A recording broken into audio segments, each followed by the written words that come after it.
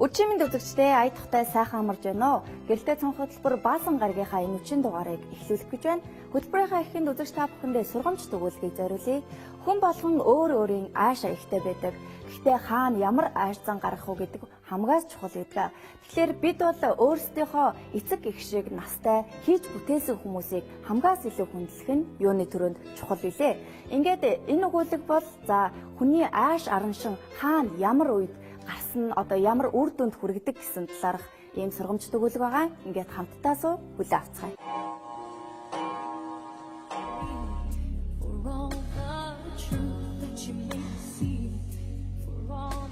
Хөрөнгө мөнгөтэй чинэлэг ахмиг насны хос амьдардаг байж. Тэд өөрсдийн хүүхэд байхгүй болохоор цагийг нэлээд уйдгартай өнгөрөв. Тэд насаараа цуглуулж хураасан энэ их эд хөрөнгөө сайн үйл зарцуулахыг хүссэн юм. Тэгээд хоёулаа бүх эд хөрөнгөө боловсролын үйл хэрэгт хандуулах юмар вэ гэж ярилцаад маргааш өдөр тэрээр Америкийн алдарт Харвардын их сургуулийг зориулав. Тэднийг үүдний хаалгаар дөнгөж орж очтол элэгдэж хуучилсан муухан хувцастай настай хоёр хүнийг харсан Сүй тэднийг дуудлаа. Настангуудаа та бүхэн чинь хаашаа очих гэж юм бэ гэж найрсаг ус харин ч хүүтнээр асуухад танаа сургуулийн захиралтай уулзах гэсэн юм а гэж хоёр хөгшөнд хариулав. Тэгэхэд Сүй зандрангүй хоолгоор манай ерөнхийлөгчд та нартай уулзах цаг зав байхгүй гэв. Настай хосууд Сүйгийн хүүтийн хандлагад сэтгэл нь тавгийцсан боловч сүүлд нь дахиад нэг зүйл асуулаа. Их сургууль үүсгэн байгуулах юм бол ер нь хэдий хэрэг мөнгө орох болоо гэж асуулаа. Тэгэхэд Сүй би түүнийг яаж мэдэх юм? Та нар шиг хүмүүс ийм яаж сандаг байна гэж ууртайгаар хариуллаа. Ингээд сэтгэлдээ шархавч гомдсон өччүүдийн маань хөрөнгөө хандуулах гэсэн санаа яаж хийж байгаад л өөртөө шууд их сургууль байгуулах шийдвэрээр солигдсон юм.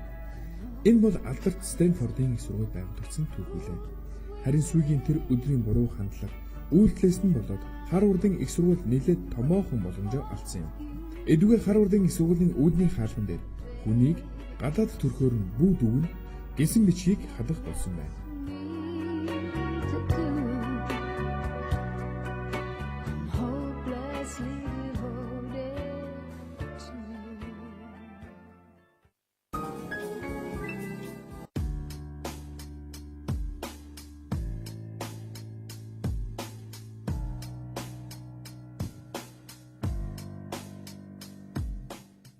Сайн байцгаана өрхөн үзэгчдээ гэрэлтэй цонх хөтөлбөр зочныхоо ярилцлагын цагаар үргэлжилж байна. Манай энэ үеийн зочноор Монгол Улсын их сургуулийн мэдээллийн технологийн сургуулийн захирал Лодон Аравсал, тус сургуулийн багш Алтан Гэрэл нар оролцож байна.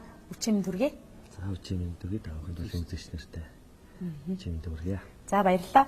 Тэгэхээр энэ өдөрт очид маань бас Монгол хэлнийхээ үгийн санг баяжуулах тал дээр бас Монгол Улсын их сургуулийн мэдээллийн технологийн сургуулийн багш нар маань баг хамт олнороо бас ажиллаж байгаа. Энэ тал дээр бас энэ үдэрт та бүхэндээ мэдээлэл хүргэх юм аа.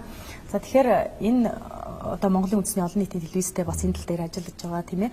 Тэгэхээр энэ монгол хэлний сан хөмөргийг баяжуулахын систем одоо боловсруулж хийж байгаа тийм ээ. Тэгэхээр энэ системийн